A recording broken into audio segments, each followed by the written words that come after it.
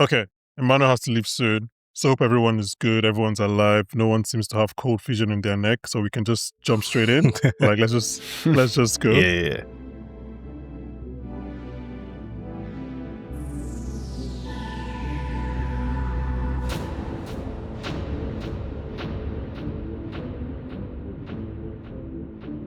Hello and welcome back to the Popcorn for Dinner podcast. And welcome to a cave with a super mutant? I don't know. Today we're discussing episode 6 of Fallout Season 2. And of course, I'm not alone because I'll be joined by my two favorite automated men. So joining me to discuss this episode of Fallout, it's Emmanuel and Pete. Nice. Yeah, no, I'm really excited to talk about this episode. I think we're starting to get, I think one of my really nice, one of the things I really enjoy, obviously, we've been talking about how much we love the flashbacks. I think now that we're kind of really getting more like, okay, flashbacks and how did we get from there to season 1, it's starting to overlap a little bit. I always love like when we've met a character in present day and then we're seeing them in the flashbacks or vice versa and things like that. And I think we've got a bit of that here. And yeah, I think, there's some good performances. There's some, real intrigue going into like the last 2 episodes of the season. So yeah, excited to chat about it with you guys. Yeah, you stole no my surprise. bit. I was gonna say that I had the automated man chip in and was feeling kind of like Pluribus, but I mean, you know what? I can't claim any kind of like special intelligence for that bit because it's right there. It's in the text. It's Like pretty on the purpose nose. like obviously they were making both shows at the same time, but like we'll get into it. It's the pluribus connection is very, very, very, very on the face of it. But Emmanuel, as someone who I'm not surprised that you like when a flashback starts to relate to the present. as Arrow's #1 fan. Okay, so like I said, we're discussing episode 6 of Fallout, 2 episodes left of this season. Um, just some quick things. As you might expect, Prime Video is being very, very, very, very stingy with the last 2 episodes of this season. Obviously, they're afraid of spoilers getting out. So what we're going to do is we're going to probably record on episode 7 and 8 as one after the finale. So that'll definitely be out later than our normal time slots. But it'll be out as soon as we can. So just subscribe, follow us, and then you can get the episode when it drops notified. Before we get into episode 6, I want to just kind of quickly touch on some comments and messages that we got regarding episode 5, if that's fine with you guys. Yep. One of the comments was, oh, I'm sorry, I'm really sorry, I forgot to write down your handle, so I do apologize. But they say, remember who had cold fusion at the start of the show, season 1, episode 2? I think the Enclave was introduced for a reason. The Enclave used FEV in the games, so I guess spoiler alert, and existed before the bombs dropped. I think, bracket hope, they are showing people and events in the show that will have payoffs much later in the series. So this is a pretty smart watcher, because this was a week before we saw Michael Emerson's character return this week. But just quickly again, a second comment by Kane Dracula, incredible handle. I love this episode, best one of the season for sure. I agree with you on that. I personally think Lucy may turn on the Ghoul in the end and genuinely kill him. I think her dad would be a part of the Enclave and would trick her into believing what he's been doing has been right all along. I'm hoping Coop gets his reunion with his family, though I think they may have his death happen either right before or right as he reunites with them. But that's me trying to think of the most out there entertaining chain of events, and not the most likely. So there are 2 things from this comment. One is the bigger one is that the Ghoul dies. I don't think this is a thing that's going to happen. Although, from a meta point of view, right? Like, you're not going to kill off that character right now. Unless you bring Walton Goggins in by telling him that he'll have a 2-season run in the show. And then that way he doesn't have to commit too much. I don't know, but he also doesn't have any TV show on right now because Righteous Gemstones just ended. So if I was him, I wouldn't want to leave the biggest show on Prime Video. He seems to be into it too. Like he seems like every time I see him talking about this, like he doesn't seem like he just picked it up as something. It's a paycheck gig. Yeah, like, he Yeah. seems like he's actually pretty engaged with the character in the story, so Mhm. I would be Uh, surprised. I would be very surprised as well, and it's just it feels not right for where his story is, unless it's like a quick episode 8, he sacrifices himself for Lucy kind of thing. But that again, that arc just feels very rushed. But the other Yeah. thing across both comments is the return of the Enclave. Now, I'm going to be honest with you guys because I'm a very transparent podcaster. I guess I didn't do enough of my homework going into this season because, like, I wasn't really thinking about the Enclave. And like, Yeah. I didn't even know there were a pre-bombs thing. I thought there were something that came up after the bomb. So this is all be kind of new to me, both the comments Uh-huh. and watching this episode. So I guess we can use that to get into the season later. But just yeah, I mean, do you guys think, for example, that the Enclave, maybe the either the shadow? I know what. No, let's pause. We'll talk about this when we get talk about the flashbacks. I just realized that I'm gonna go down a Yeah, big whole loop. rabbit hole. Yeah. Mhm. So let's start That's talking all about the we'll end up episode. talking about if we get into that Yeah, now, I think. it Yeah. is. Yeah, let's talk about the episode. The episode is titled "The Other Player." It's written by Dave Hill and directed by Lisa Joy. My first notes when I went to this episode was like, whoever is directing this episode is like really having fun. I thought it was a Nolan directed episode, like as I was watching the episode, because you could Hmm. tell like this was someone that was like here to have some fun in directing and put a stamp on it. Like it starts with like the bomb in Barbara's eyes and like some of the transitions is the whole like Reggie's Yeah. musical daydream. So like sometimes you can tell when like a quote unquote big director has come in that is not the normal director of the show and has come in like, okay, I'm gonna play around. So I thought it was Nolan, and then I forgot that his wife, Lisa Joy, also directs because she hasn't done anything on this show, but she's directed on Westworld, obviously. Um Yeah. so yeah, Lisa Joy is the creative partner and wife of Jonathan Nolan. For anyone who doesn't know, she directs this episode. So I want to start with the Pluribus arc storyline, if that's okay with you guys. It seems like the kind of the Mhm. Yeah, no, I more. think I think it makes sense as well to start there. Also because like the comment you got talking about what Lucy's gonna do at the end and stuff like Hmm. that, and Hank convincing her.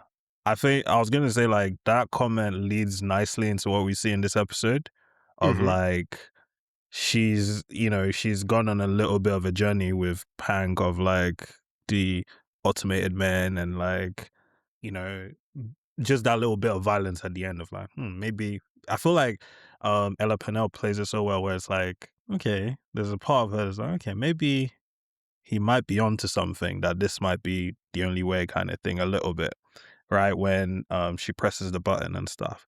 But then there's still that fear, that dread of like, you know, this guy's evil, right? But then she's still, I think also in that first scene she shares with him, you see that still that part of her is kind of happy that she's seeing Yeah, her I dad really again. like that little note there.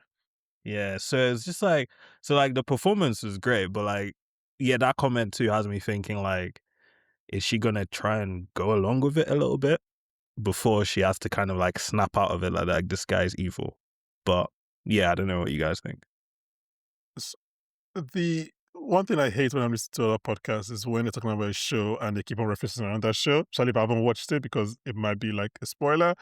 So I do apologize, guys. I'm going to try to avoid spoiling Pluribus, but like there are some basic things there that we have to kind of like use. At least I have to use to kind of discuss this.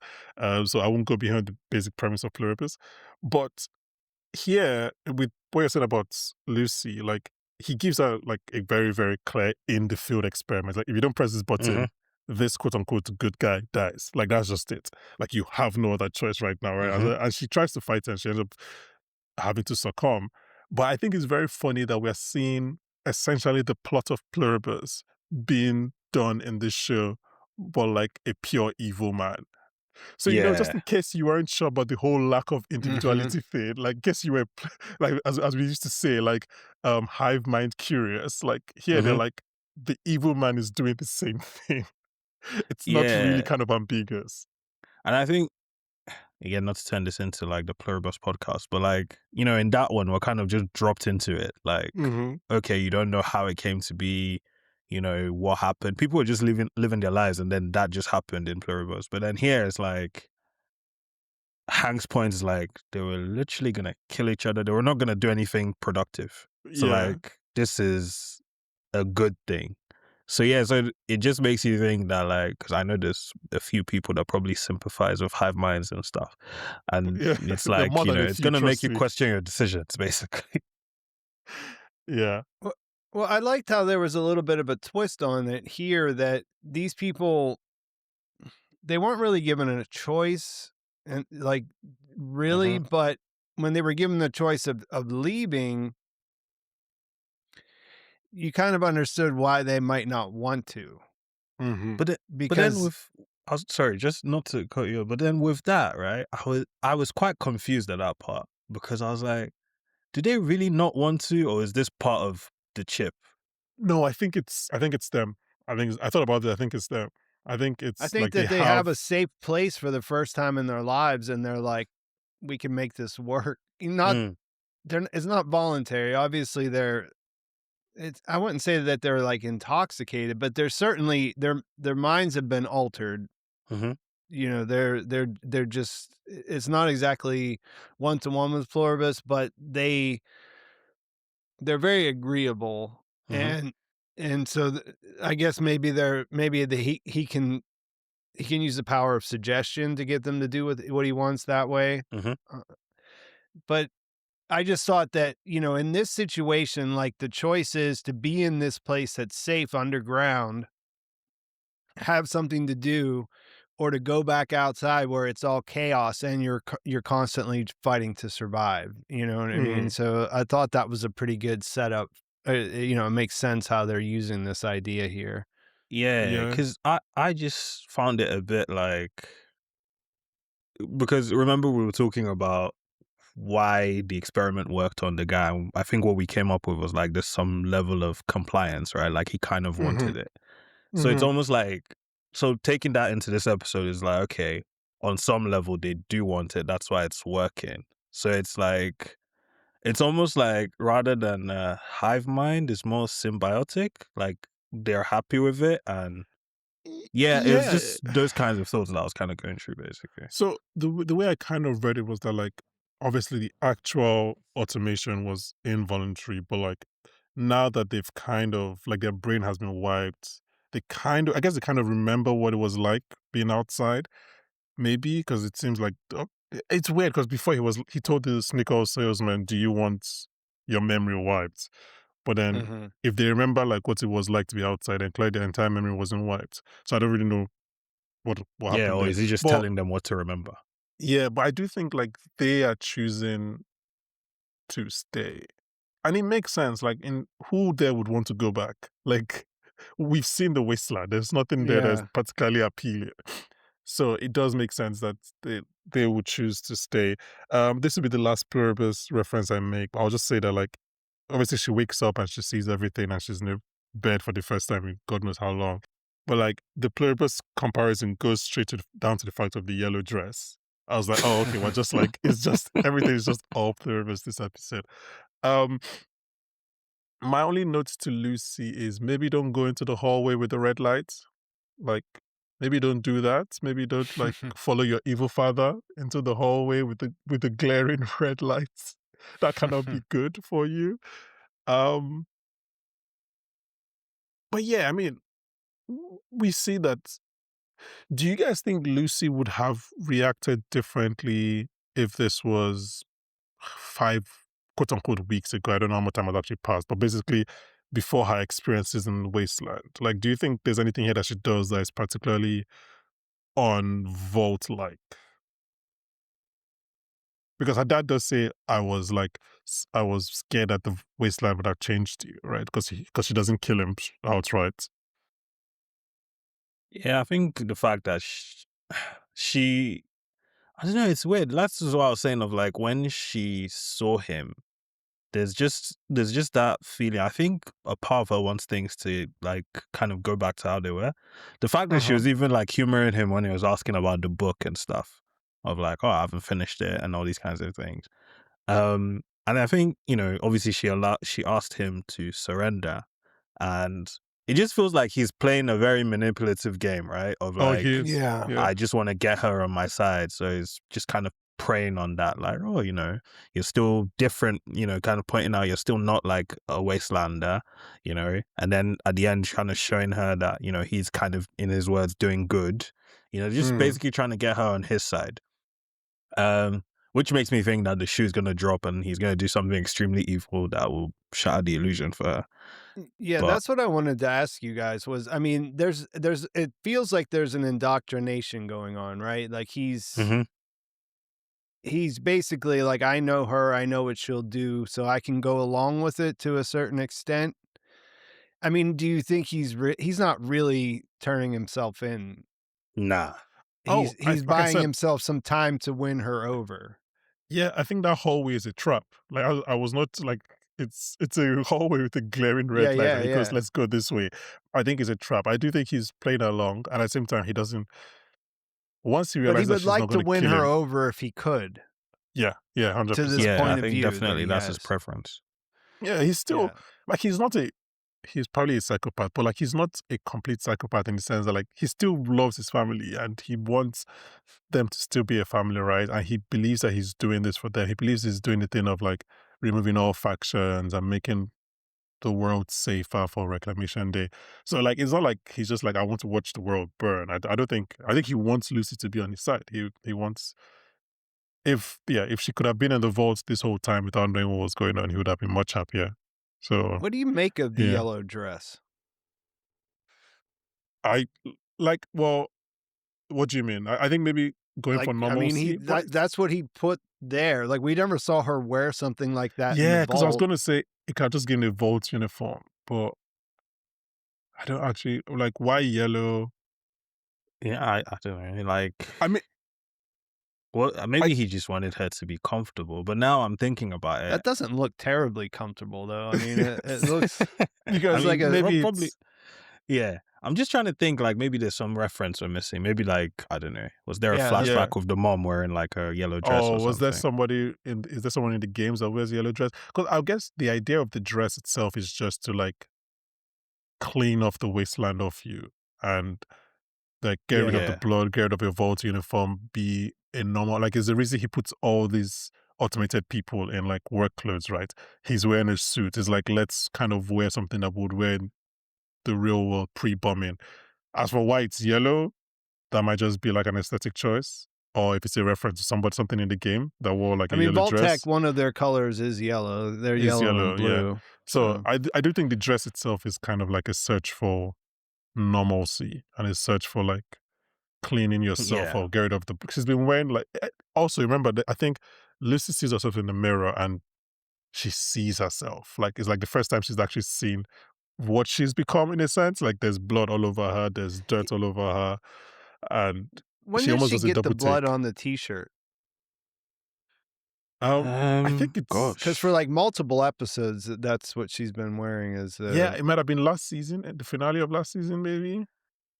I was wondering that. Yeah, That's probably right. I I think think she's had it all Yeah. season. Yeah, I think it's the finale of the season. that Obviously, shirt has there's definitely had it's. She's she's due for a new one.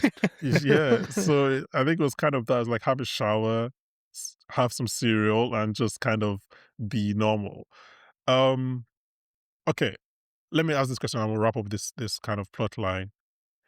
Excluded the fact that we know Hank is Hank and he's evil and everything. Don't do it. You're I'm gonna gonna do it. sympathize. It's a podcast. If I don't do this, the podcast will be 10 minutes long. It's a podcast. We have to have the conversation. Like, is he onto something? Because again, these people were just merging themselves and grinding people up. And we've seen, I think it's interesting that we've seen the ways, we've seen the Legion, we've Yeah. seen the different factions, right? And we've kind Mhm. of, some of these people, I think we saw them in season one, but I don't remember. Yeah, And yeah. it's like, he's now, like, I don't know, like, obviously it's annoying that, like, the sense of, idealist society is like middle management in the capitalist society. They're just like stapling papers and handing pencils. But like, I don't know, is there a point to what he's doing? Let's have the conversation. And this is excluding the fact that he is part of this whole mess being a thing in the first Yeah, place. yeah, yeah, yeah. Just like, yeah. is he helping these people right now? I did. I It's can hard. see Like the moral quandary in your face, like you're trying it's to. tough. Like because I guess he's stopping them from murdering each other. And like I said, I'm still going on the assumption that like this only works if there's some level of consent, for lack of a Mm-hmm. better term, since it was just exploding everyone else's heads. Yeah. So like if they want to do it and they're safer, maybe it's a good thing. Now, what they're doing while sharpening pencils and whatever, I don't think anything good can come out of whatever Hank has them doing there as a free Mm. workforce. But yeah, it's like sorry, not me going for Wastelanders rights, but Oh, look, everyone deserves good working conditions and good working rights.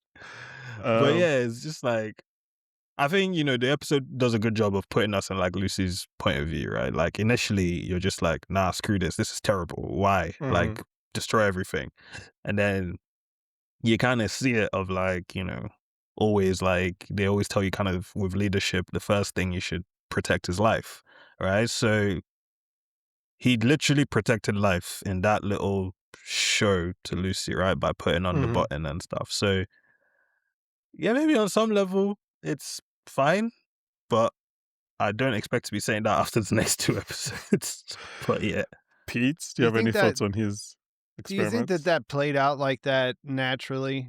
That Nah, it was definitely scripted on some the whole level. Mhm. thing, like with the NCR soldier and Legion guy and the chairs, What was the you plan? Yeah, think Yeah, is all set up, right? yeah, I yeah. think so. I was trying to see, like, sorry, I was trying to see. Obviously, they had the chip already, but I'm always kind of like wondering if they were almost controlled to do that already. Like, do we know what exactly the red button did? I don't know if I'm Oh, making sense. Yeah. yeah, I just took them at their word. I just took them at their word. They're like, they hadn't been Okay, activated. okay, because I was just wondering, Yeah. like, were they activated to do that, like, put on that show, and then the red button was just like a fancy thing or whatever. No, I it wonder, does seem. but yeah, So if we go back to the first episode when he first arrived at this facility, underground, yeah. he was talking to someone.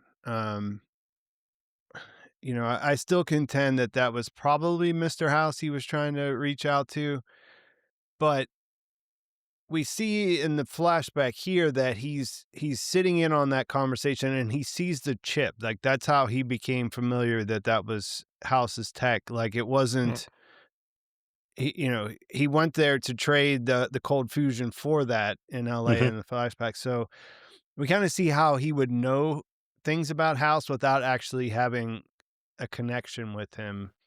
So I guess the question is Hank Enclave or is what's going on with him? So, I mean, again, going by I what mean, you because said the about the things that he's flashback. saying, like just to cut to the chase a little bit, the Mhm. things that he's saying sound more enclave than straight corporate to me. Things like what?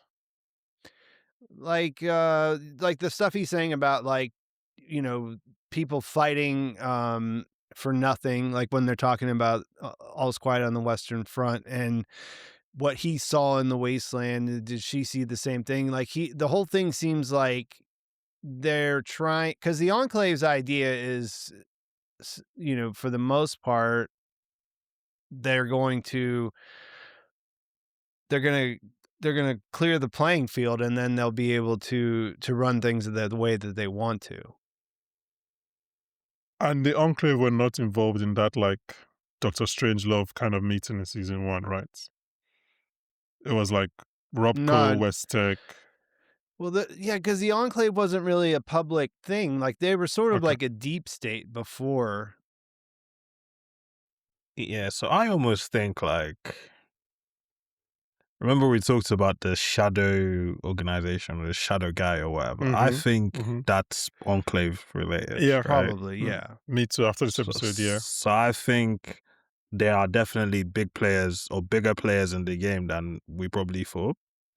Um, Hey, title of the episode is The Other Player.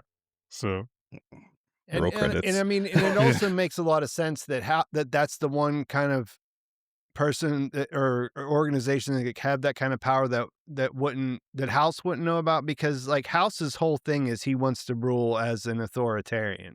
Like Hmm. he says he's benevolent, he says he'll do good things, but he doesn't trust anyone else or doesn't Yeah, really respect anyone else's ideas. He wants to follow the data, he wants to do it his way. He's not really open to joining a cabal yeah. Mhm. because he's the richest person in the world, so he doesn't really need them. So Mhm. it would make sense that the Enclave could be doing something at the same time he's doing what he's doing, and he Hmm. wouldn't know anything about it because it really wouldn't be to their advantage to let him in on it. So yeah, I think we're gonna end up in something where like Hank is involved with all the players, right? Like we already know he has this history with Tech. I think there's something Enclave related, right? Because now with how they've been positioned, was it the last episode or the last two episodes where we had like when Coop first met that mutant and the soldier said okie dokie and stuff. Yeah. I Mhm. That was wonder if 4. Yeah, I wonder if those people are probably like tied to one of the players, and then I just it's a tiny thing, but like that soldier saying "okie dokie" to me can't be for nothing. I Well, just don't so feel we like got a bunch of comments about this, and so did Pete on his own video. So like Yeah, people people have people hate have that idea.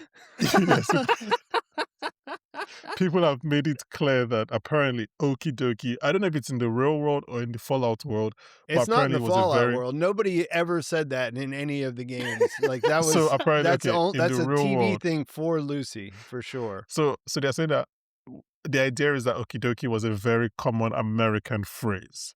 And then the Chinese soldiers saying that was just kind of a way of mocking the Americanness of Coop. This is, trust me, there have been a lot of comments about this. Yeah, Pete's but I mean, we're videos, we watching a got TV comments fair about show, enough. right? Maybe because I'm obviously not exposed to American culture, but like I just feel like if you play that scene again, it's not it's not framed as some throwaway thing, right? Like, No, that's what I'm saying. Are we yeah, not watching a TV show here? Like yeah, they took this they it's her catchphrase. Of yeah. course she yeah, got it from Hank, but she's the one that says it.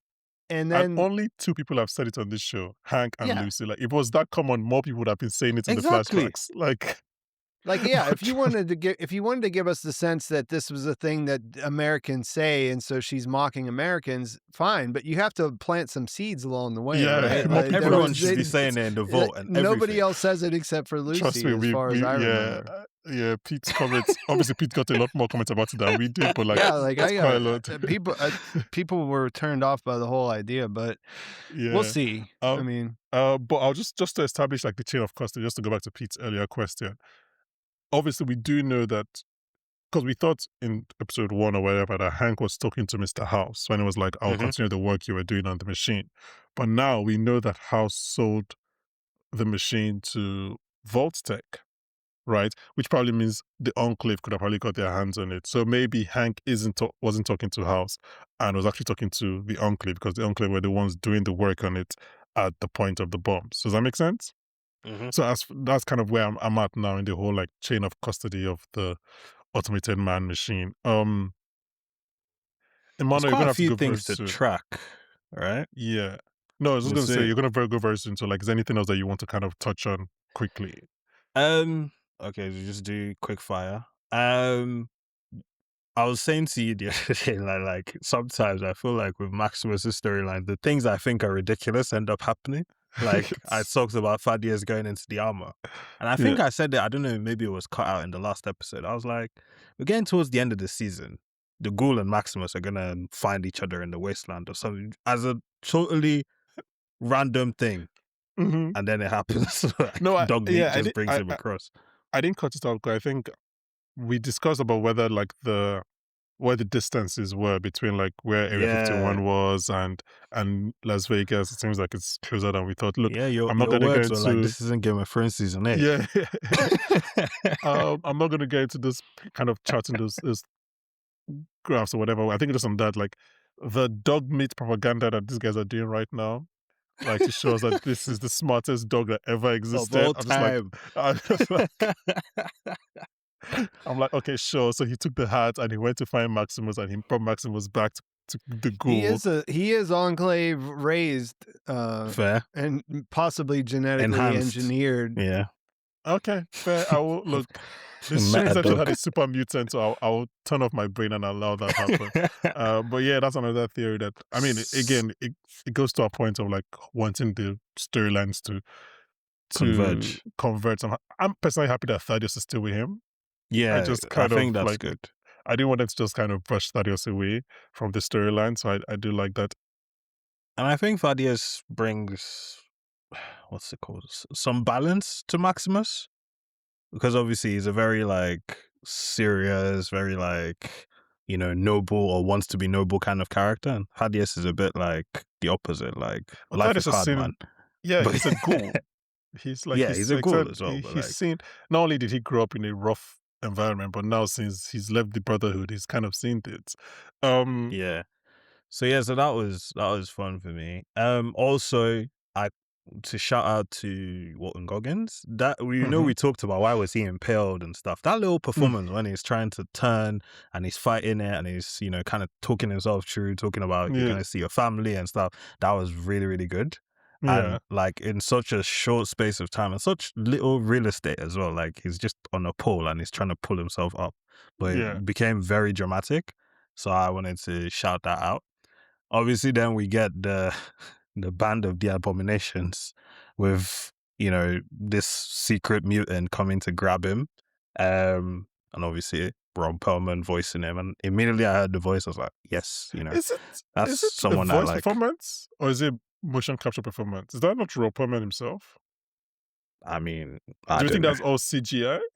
I thought that was I actually think Perlman. mostly. Yeah, I'm not sure what they did, but they obviously used it, uh, very like, obviously, they wanna make it a surprise who he was, but they also used Mhm. it very, like they only showed a couple of shots of his face. Yeah, They yeah, Hmm. didn't just, like, have him pull off Yeah, his hood yeah. and then just hang out. And It was it's not like like it was broad also daylight. at night. Yeah, it's like we're still trying to like save our budget until the finale on this kind yeah. of sections. Okay, I just quickly, very, very quickly. Yeah. I apologize anyone that is listening. I'm sorry, I'm not a big Fallout person. So, Pete, this super Yes. mutant, is this an entirely new person, or is this a death claw that has been mutated into a speaking sentient being? No, they're 2 different things. Okay. Remember Okay. the entry that, Norm found on Barb's F computer. It was Hmm. FEV? referencing FEB, Yeah. the forced evolutionary virus. Oh. There's different applications of that, but one of them is it turns you into a super mutant. Super mutants, like, are kinda like ghouls in a way. Like, some of them are not necessarily feral because it's a different process, but some of them are just sort of mindless and just sort of you run into them and they just attack you. They're aggressive. Other ones are more, are more human. So there's different varying degrees. Like, it's pretty complicated, but basically the idea was to make bigger, stronger, more resilient humans Okay. So through. this is a human being that has been Yes. force evolved. So Okay. this is the Super Soldier Project, basically. Kind of, Yes. yeah. And they More ended Red up with a Skull Hulk. than Captain. That's Yeah, that's a yeah, way more Red you could Skull and think of Hulk it, than yeah. Captain America. Okay, yeah, because at first I was like, is this a Death Claw? Because I was like, oh, are they just introducing new entities like back to back episodes? That's kind of like a lot for a show to do. But I guess, yeah, because I'm assuming the Death Claws will still play a part going forward. They're in like a one off episode thing, Yeah, right? I death heard they're like, claws are usually like animals. Like, there are situations where there were intelligent death claws too, like sentient ones that talk. mhm, It's not common in the newer versions or the newer games, so like I said, super mutants are people, but they're just big and green. They're like kinda hulkish, you know? yeah. Um, Emmanuel, just quick, yay or nay, the Vault storylines. Boy. You mean like the snack club or the wedding I mean, or you which of can them? divide them. You can divide them, or you can treat them as one. Okay, the snack club one or the incest support group. It has Yeah, to go somewhere at some point. Like we've been saying this, like it has to. They have to do. yeah. There has to be some big payoff. Otherwise, like I what have think we Peter been and I doing? will get in depth in this when you leave. But yeah, yeah, Yeah. Yeah. okay, So there has to be some real big payoff there. Then the Chet and Steph thing. All I could think about was the fact that we talked about this like in like the press thing, like Steph being Canadian is a spoiler. yeah, So I was yeah. just all I could think about was like, okay, just is that like related to this wedding? But I also find it like hilarious that like he's getting married and he has no idea, No not to idea. even know about, not even about consent, nothing. Like there's a I mean, poster and he's learning about it from people. I have on my notes that like Steph is disappearing people, asking questions, and doing forced marriages. Like she's a dictator. She's just like she's just It's so like crazy. So like like, Woody asked a question and he's gone, and now Chet is not only was he a forced father and a forced husband, now he's like a forced father and a forced living partner. Now he's a forced husband. It's just yeah, yeah, like he needs to stand up at some point and it's like literally. So I'm um so like, I don't know where that is going. Obviously, we've been hearing about the water crisis and the vaults as well.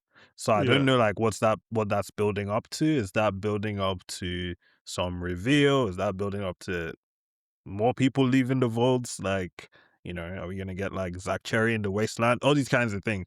Like, Cherry's dead. oh yeah, it's true. I forgot. He's missing. How can you be missing in the vault, man? Like, where are you? Yeah, of course. Yeah, because the guy was supposed to play checkers with him, right? Oh my Um, god.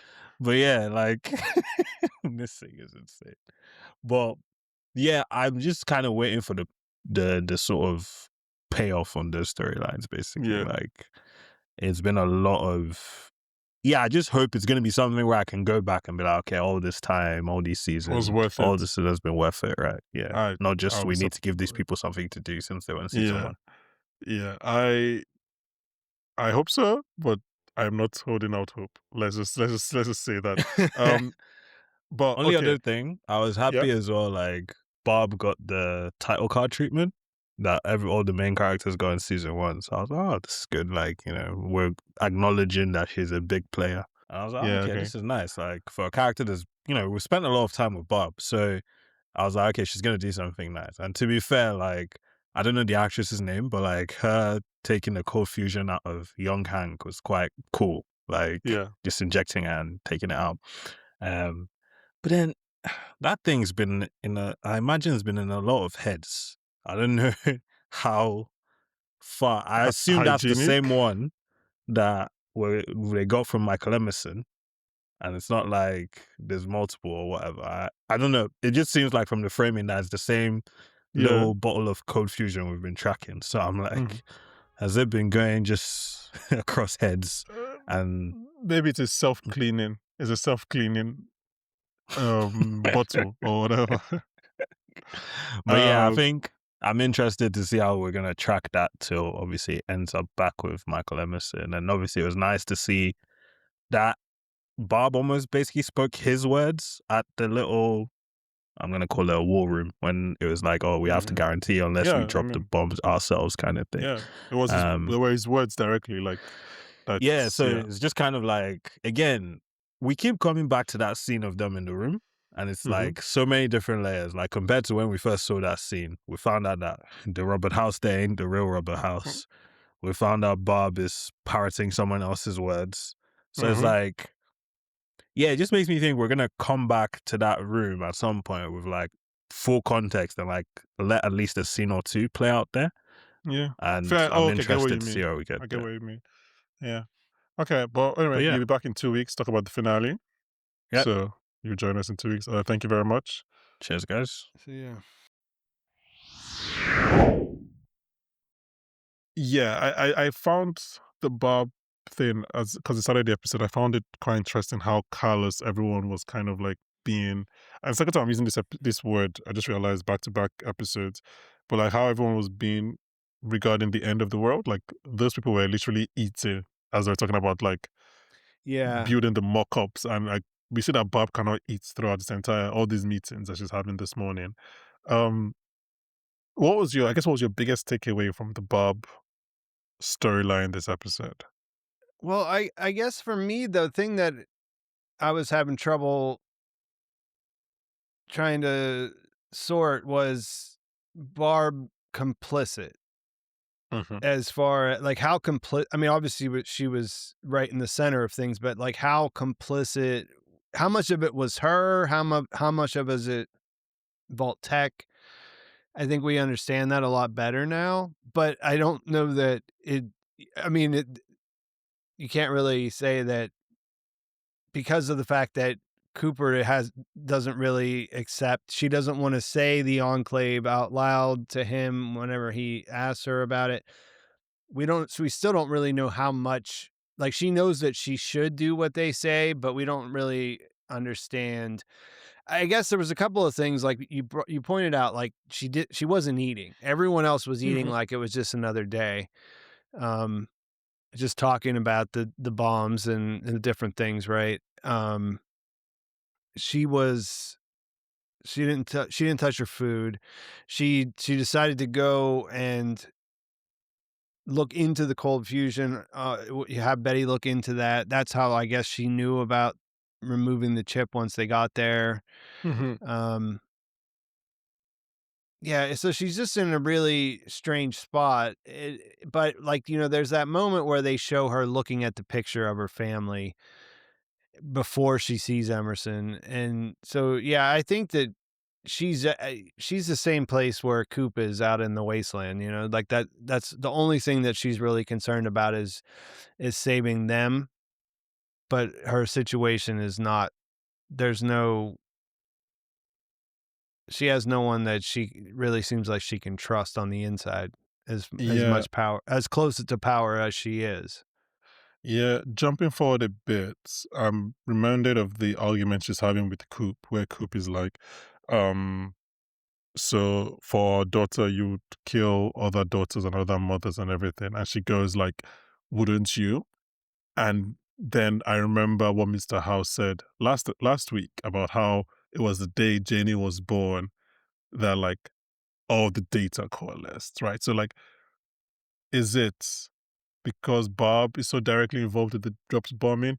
Is Coop somehow directly involved? It doesn't matter. It's like the fact that like they're doing something for Janie to protect Janie is what's gonna drive them. Like probably if Janie wasn't alive, maybe Bob would be like, "No, I'm not doing this. Go find somebody else," or Mhm. whatever. So like I do everything kind of like Janie's almost like this kind of sentient MacGuffin in a way. It was like it's all happening because they're trying to protect her, right? I do think there's Mhm. something else we have not seen with Coop.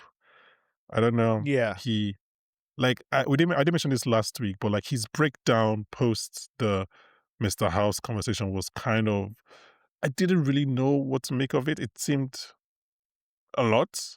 Like the fact like he just starts drinking and like that whole thing felt like there was something else that we were not privy to. Um I don't know if you get what I mean. So like I was like, is there Yeah, something I else about do, Coop? and I was just sort of trying to think of a good explanation, and I haven't come up with one yet. I mean, we have a few different things, right? He was in the war. He realized that there was something going on there with this experiment. We don't know if he ever shared that with anyone. This like might have been the first time that this was brought up. Probably, Uh, yeah. and he's there to kill House, but or he's there to not kill House, but that's why they wanted him to go there. So he wants to stop this, but I didn't know if they were trying to say like that because in this episode he's really harsh with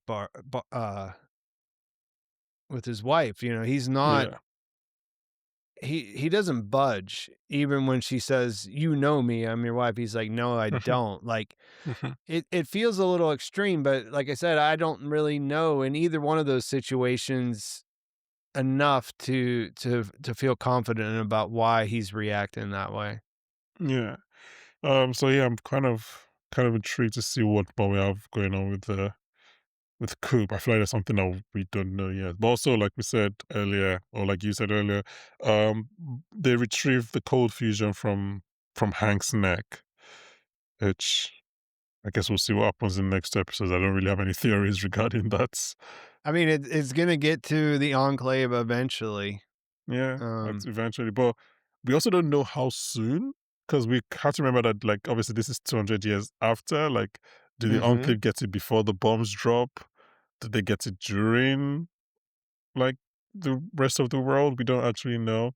Michael Well, Emerson's, Emerson didn't was he even ask for it. frozen? Wilzig didn't say, like, "Bring me cold fusion." Hmm. Um, he was there was no mention of that in their exchange, so Yeah. I don't, because it's kind of interesting. So are you telling me that the Enclave could probably ended up in possession of both cold fusion and the automated man machines? yeah. That is like, that's Spectre level of cabal right there. That's like, they are really kind of really evil. Um, so yeah, I'm intrigued to kind of like see. It's I didn't, like I said, I didn't really think of the Enclave as. I mean, no, I think, to be fair to me, I don't think the show had like said anything like, we just saw them in No. season one as like a science stroke army base, and then they were working on something, and we never really got the idea that there was more to No, them, or there was something they never pre-bombs. introduced them. They never formally introduced them or explained what was going on there. They just I think they made like an offhanded comment that was someone says the Enclave really exists, like one of the Brotherhoods of Steel or someone Mm, whenever they were talking about the Wilzig thing, and yeah, so it's a little bit like in this like in the most recent game, the one that takes place in Appalachia, you find a lot of abandoned Enclave stuff, and okay. you find out that there's a lot of things that they had a plan for immediately after the bombs dropped that didn't necessarily go what they had in mind. So but in the process of that, you realize there's a lot of connections between Vault Tech and Enclave. Mm, So one of the things I liked about this episode was when he asked her who runs Vault Tech, she says, "I don't know," and she's not lying to him. yeah. And I should. No, sorry. Go ahead. well, I just when you think about the motivations, it and that you talk about the dates, the data coalescing on that date. It's really one of the main ideas behind Fallout is that it's never really no one knows for sure when who started the war, like when in Hmm. the game lore. It's just it was going to be inevitable anyway. So different people were all kind of getting opportunistic in that, like once you accept that the war is gonna happen anyways, there's no way that once it's inevitable, then you can do whatever you want, Yeah. right? Like, Bud, you can start trying to find out how to make the most money from, like, Yeah. giving. It's just like also with Bud, I guess I always thought that, I don't know, this is I thought that the real Bud was still asleep somewhere. I didn't realize, I guess, which is dumb, I didn't realize that that was his actual brain. Yeah, that was his So actual brain like, why did he do that? Like, because he had a multi-millennial plan and but, like, he could he live gave up forever his in that body. little in that little Roomba. But that's not him. That's not him living. I don't know. This is. I just don't. I don't get this part. I like. Yeah. It's like, you can maybe do a facsimile of your, like a quote unquote an AI chatbot, for example. Leave it Mhm. there. Let it do what you're doing, and then you wake up in 200 years, and then you take over. Like, why would you lose anyway? I'm just realizing that, because you mentioned that you like this episode. I just realized I haven't actually said that I did actually quite like this episode a lot as well. I do think the last, like, I liked the 5 was first three. 5 was a little more coherent, but Yeah, I think 5 is the best so far we've seen yeah. this season. But I've really enjoyed 4, 5, 6. Like, I think the first 3 were okay, but it seemed like they were just trying to, like, get the season running. But I think 4, 5, Mhm. 6 have been quite good. 5 excellent. Something though that I didn't particularly like, which I've been trying to like, yeah, just this vault storylines. I Mhm. I kind of I need, like Emmanuel was saying, I just need there to be a reason. Like I think I've given up on them connecting to like any of the other major plots. I've kind of given up on that by at this point. But I'm just like, okay, like 32, I am still a bit more invested than 33. All right. Yeah. I like the idea of, I get maybe because there's still a bit of mystery in the Stephanie character, and Zach Cherry could pop up, and Chet is like just I think hilariously yeah, I think bad. that I think Stephanie is a lot more compelling Hmm. than the other side. What actually happened, and this is the thing that I wanted to get back to was Reg. That's his name, right? Yeah, that's his name. Um, Reg. He sits down at the piano, Hmm. and then the aspect ratio changes Hmm. to television square almost, and yeah, well, like what is the point of that? Is he just Well, okay, so daydreaming? yes, he's daydreaming. So I think there's a part of like again the Lisa Joy directorial flourishes. I think he's daydreaming because obviously they cuts to him just playing like Maria the Little Yeah. Lamb with one finger, which is what I do whenever I get in front of a keyboard as well, to show that we are both equally as bad on the keyboard. So I think it's like he's someone that has been searching for this community and group, and like which is why he's doubling down on like the obviously stupid idea of like letting the support group go on when you're facing a water scarcity, right? Because like he wants that kind of community, even like, because at first it's not for inbreeding, but that's what seems to be going along. So he just sticks with it. So yeah, I think that was like a daydream of what he sees this being. Like people are singing the song that he's playing, and people are happy that he's there and things like that. So that was kind of how I read that scene. Yeah, it's just like you said, it's not really working compared to the rest. Like Betty, she's fine. Like if the water chip is broken, that's the whole thing. That's the where the game started. You know, you have to leave the vault because you have to get a new water chip or whatever. Um, if Reg was to leave the vault, like I don't really know that I need to follow him. Yeah, it's like what is the like what is the central tension here? That like on the face of it's like that water chip is broken and Reg is doing his support group that is using water and resources.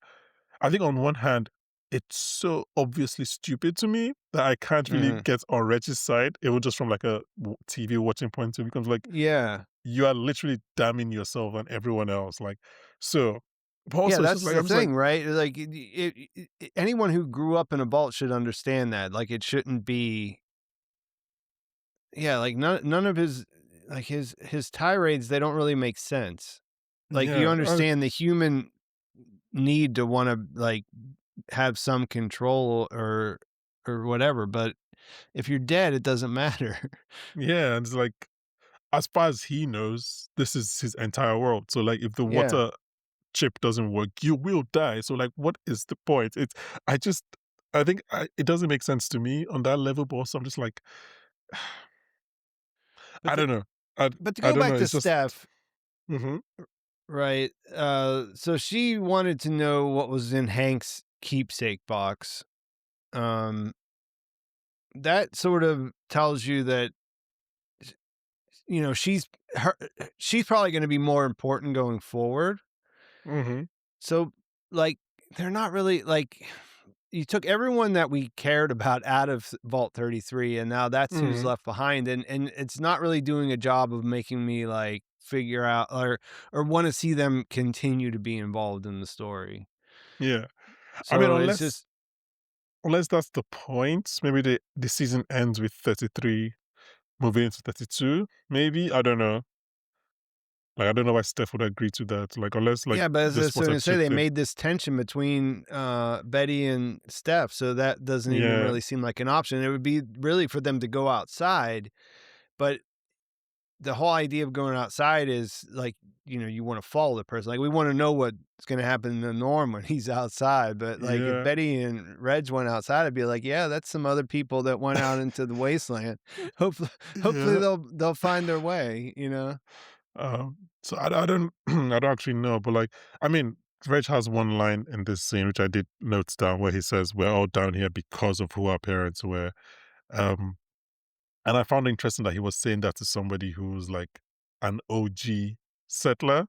Like Betty Mm, is not someone that she's not a descendant of someone who's like she's one of those people who got in, and not because of her parents' wealth or anything. She got in because she was working at Voltec, right? And she hmm was one of the assistants. So I don't know, I just found out, and then she kind of does something with her face when he says that.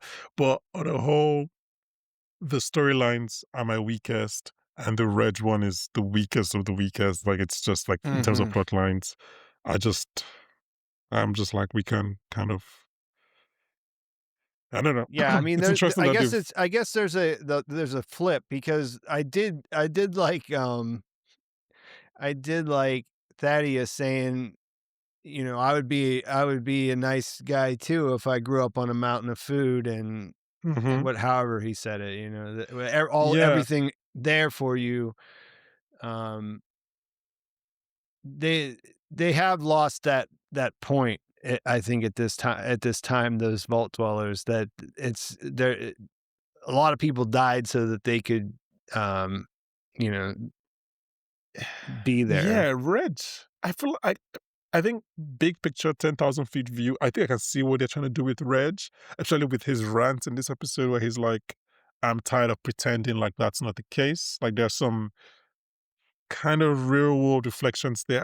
I guess I just haven't really been involved in the storyline to care about like what they're doing with Mhm. Reg. Because Reg is obviously, he's choosing himself over the community. He also believes he's entitled to these things because of who his parents are or were. So there's some things that they're probably trying to do, but it's just like I'm just like I don't really care as much. Hopefully, I will care by the end of the season, but so far it's been a bit like okay, Yeah, it's just kind of advancing hurry up with really this storyline. slowly too because they Yeah, they they show a little bit here, a little bit there. So yeah. But just quickly on the Maximus and Thaddeus thing, like I said, I love that this like Thaddeus is still there. I really love their interactions with each other. Um, mhm. and I think Maximus saying in this episode where it was like, I still remember good people. It's kind of like the most direct reference to Shady Sands that we've got from him, where we're like, yeah, because we have actually seen it as well, and we remember what your parents were Yeah. like and what Shady Sands was like. So it makes sense that this is now. It's always been his guiding principle, but him saying it out loud is a bit more reaffirming that like that's kind of what he's trying to do. Um, any final thing you want to add? Um, yeah, I guess as someone who has played the games and has been thinking about that when I've been, um, covering the show, I Hmm. do think that this is all setting up to be pretty, this seems like they're Emmanuel pointed out how they gave, Barb her own credit here. Yeah. I feel like we're moving towards kinda concluding that story with her Oh, the and flashbacks. yeah, Oh, interesting. by the end of the season anyways. What do you But think? do you, but do you think we will know who pressed the bombs by the end of this storyline? I'm not sure we'll ever know that Okay. for certain, but I think, like, the tent because one of the big questions the first season sort of asked was, how did how did Janie and the Ghoul get separated? Mhm. Because we see the bombs drop there together. 200 years later, he's looking for his family. So you think So, that will be resolved this season? well, I mean, I think that going back and forth and trying to figure out who's who and what's going on with that relationship. Yeah, I think they mm, My probably will. only my only counter to that is that I think we're still gonna find out and spend some time with the man in the shadow. So unless there's a Yeah. 2-episode arc, I would assume that will be something that will be like going to next season. So I think we would spend time with the Enclave in the past, in the flashbacks. Okay, so I don't wanna stay here. I don't wanna keep you here No, it's forever, fine. but Yeah. this is something that I was I wanted to ask you about after I watched the episode. Or the last one, because I Mhm. saw a lot of people commenting that they didn't think that Barb and Janie were actually in the cryo chamber. Did that cross your mind? No, it just They're there. again, it doesn't feel like a necessary kind of twist or sleight of hand because, like, it's like, then where are they? To me, it asks too many unnecessary questions. So I think I don't know. I tend to sometimes I tend to follow a show's visual language, and that language was telling us that they're there. Yeah, that's Like what I thought. it's That's the different way I if interpreted it. it's Like, different if I never thought for a second that that might be he might just be lying to him. So, yeah. if they are there Hmm. and we know that and they revealed that, then I feel like there's a version of this show where Barb isn't frozen anymore. Yeah, I think so, but I don't think it's gonna be this season, or at least maybe a finale kind of thing. Yeah, that's sort of what I thought maybe they're Yeah. heading towards in the Oh, finale yeah. because I think obviously Hank's not gonna win over Lucy, not for any that's not gonna work. Mhm. They're not gonna I don't think that's gonna be I don't think this end of this season will be the end of Hank because Hank answers to someone else that's not been revealed yet, right? So Mm, mhm. that's sort of what I'm thinking. I mean, like I said before, I think that they're heading to a point where the way that the wasteland has changed these people and the way that the show's creators sort of cleared the table of like the all the people that were in charge and running things when the last game in that area came out in Fallout New Vegas. I think that's what they can set up now is they can have these people decide what they want to, what they want to do, what they want to create for themselves in the wasteland.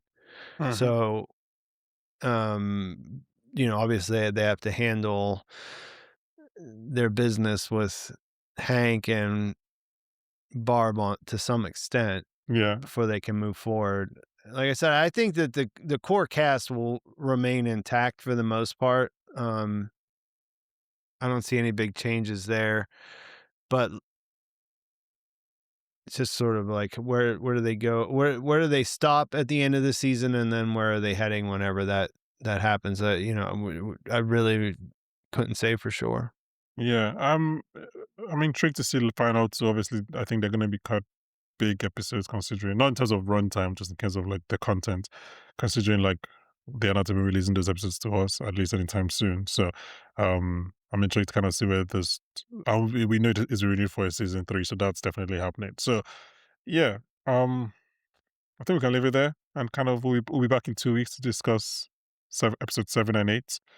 Um and obviously Pete is doing his episodes every week on his channel. So you can discuss episode 7 with him in his comments next week. Um, yeah, They got to Pete, get thank you Zach very Cherry much. for Pluribus season 2 Yes.